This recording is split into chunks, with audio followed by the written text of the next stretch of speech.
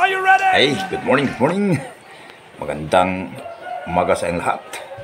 So, itong video mga guys ay tungkol naman sa mga presidential proclamation ang tungkol sa mga special non-working holiday mga guys, sa mga viewers dyan, lalo na sa mga kaguro. So, itong mga special non-working holiday ay naideklara sa ating Pangulo mga guys. So mayroon mga itong memorandum at ito ay talagang nagpairal na ito ay hindi lahat ng areas ay magkaroon ng non-working holidays. So, hindi po papatuloy itong aking intro.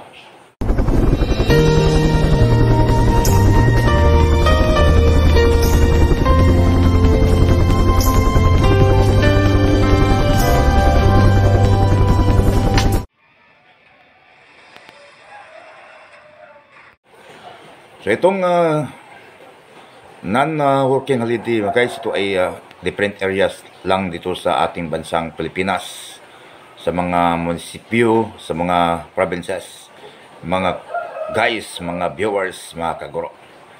So itong una ay ito ay proclamation number 751.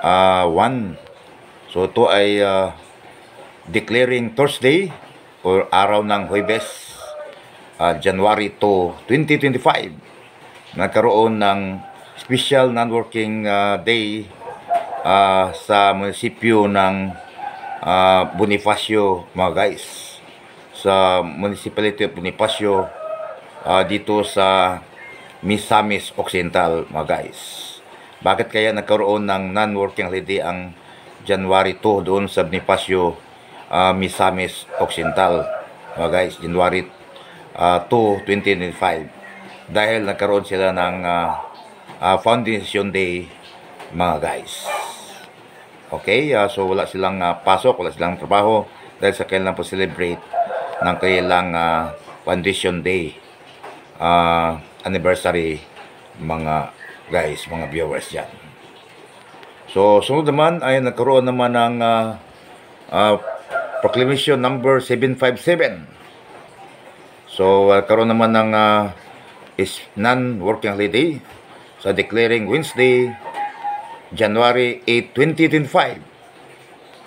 It is really a special non-working holiday doon sa Kalubian mga guys, Kalubian province of Leyte. Okay, bakit kaya nagkaroon sila non-working holiday doon sa Kalubian province of Leyte? Dahil sa kanilang Foundation Day mga guys o mga viewers dyan. Don't forget to subscribe to Josh Creation Vlog mga friends. Hoping you gonna view this vlog about mga non-working holiday only in January 2025. Okay, dito naman guys proclamation number 758, that is declaring Friday 10th of January 2025 nagkaroon naman ng non-working holiday o special non-working day doon the city of Coronadal, the province of South Cotabato guys. Ulitin ko, nagkaroon ng declaring Friday 10th of January 2025 special non-working holiday or day doon sa city of Coronadal, the province of South Cotabato. Bakit kaya? Dahil nag-celebrate sila ng 85 Foundation Day mga guys. Okay, sunod naman ay nagkaroon naman ng proclamation number 759 declaring Saturday, January 11, 2025, nagkaroon ng special non-working day sa municipality of Rosales, province of Pangasinan. So wala silang trabaho dyan, Saturday man, January 11, 2025, sa may munisipyo ng Rosales, the province of Pangasinan guys. Basantin niya agyo o naimbag nga aldaw dyan sa province of Pangasinan. So bakit kaya nagkaroon sila ng non-working day? Dahil sa founding anniversary dyan sa kanilang lugar, sa Rosales, Pangasinan. So naman ay proclamation number 760.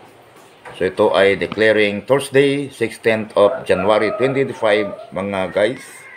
So nagkaroon naman ng non-working day the city of Batangas. So bakit nagkaroon sila ng non-working day sa January 16, 2025? Dahil sa kanyang tourism and cultural day together with their fiestas mga guys, mga viewers dyan. Okay, dito naman sa ating lugar sa Municipality of Salvador sa January 13, 2025. So ito ay special non-working day dahil nagkaroon kami ng Maisan Festival o Foundation Day sa bayan ng Salvador, the province of Lanao del Norte. Hanggang dito lang mga guys sa aking maikling vlog tungkol sa proclamation na mayroon ng mga tinatawag na proclamation na ipinaywatig sa ating mahal na Pangulong Bongbong Marcos. Ito ang mga non-working day na aking vlog. Okay, so open you subscribe to Association Vlog, my friends. Thank you very much. At narito naman ang mga memorandum about holidays, mga guys. Panoorin natin. Maraming salamat sa manood. Tersus Creation Vlog, my friends.